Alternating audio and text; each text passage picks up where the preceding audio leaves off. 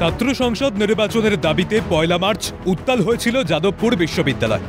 আহত হয়েছিলেন বিশ্ববিদ্যালয়ের ছাত্র ইন্দ্রানুজ রায়, অভিনব বসুরা। তারপর থেকেই অচলাবস্থা ক্যাম্পাসে। সমস্যা মেটাতে উপাচার্যকে ক্যাম্পাসে উপস্থিত হয়ে আলোচনায় বসার দাবি উঠেছে।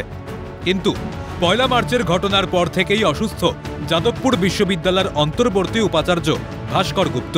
বর্তমানে ভর্তি রয়েছেন ইএম বাইপাসের ধারের একটি বেসরকারি হাসপাতালে। বিশ্ববিদ্যালয়ের অচলাবস্থা কাটাতে হাসপাতালের বেডে শুয়েই যাদবপুরের আন্দোলনকারী পড়ুয়াদের বার্তা দিলেন। পড়ুয়া, শিক্ষক সহ সব পক্ষকে উদ্দেশ্য করে আবেদন জানালেন বিশ্ববিদ্যালয়ের স্বাভাবিক পরিবেশ পুনরুদ্ধার করতে জরুরি ভিত্তিতে পদক্ষেপ করা হোক।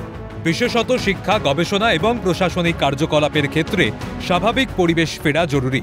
গণতন্ত্র বজায় রেখে আলোচনার মাধ্যমে সমস্যা মিটুক। পাশাপাশি আহত ছাত্র ইন্দ্রানুজ রায় এবং অভিনব বসুকে সহানুভূতি জানিয়েছেন। বলেছেন, দ্রুত সুস্থ হয়ে উঠুক আহতরা। এরপরেই অন্তর্বর্তী উপাচার্যের মন্তব্য, ন্যায় বিচার মিলুক। পয়লা মার্চের ঘটনা দুর্ভাগ্যজনকভাবে অন্যদিকে ঘুরে গিয়েছে। ছাত্র সংসদ নির্বাচন ও আলোচনা, সমস্যা মেটানো যাদবপুরের পড়ুয়াদের দুই দাবি গণতান্ত্রিক।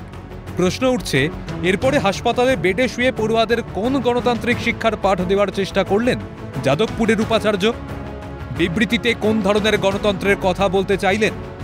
কোন ন্যায় বিচারের কথাই বা ধ্বনিত হল যাদবপুরের উপাচার্যের আহ্বানে? উপাচার্যের আহ্বানে কি সাড়া দেবেন পড়ুয়ারা? ঘটনাচক্রে শনিবারই যাদবপুরে অসুস্থ উপাচার্যকে দেখতে হাসপাতালে যান যাদবপুরের আন্দোলনকারী পড়ুয়ারা।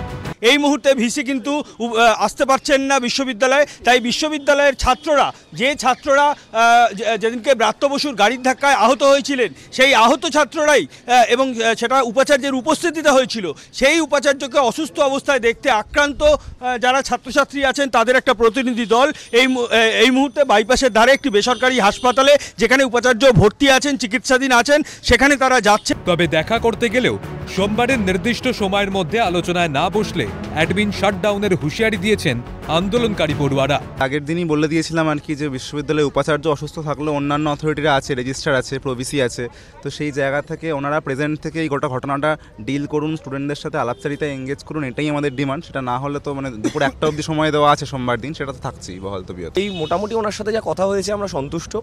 আমরা চাইছি যে 10 তারিখ, স্যারও বললেন যে উনি চার্জ হ্যান্ডওভার করবেন, তো আমরা চাইছি 10 তারিখ আমরা কর্তৃপক্ষের সাথে কোনো একটা ফর্ম অফ আলোচনায় যাতে আমরা বসতে পারি 10 তারিখ বিকেলের মধ্যে।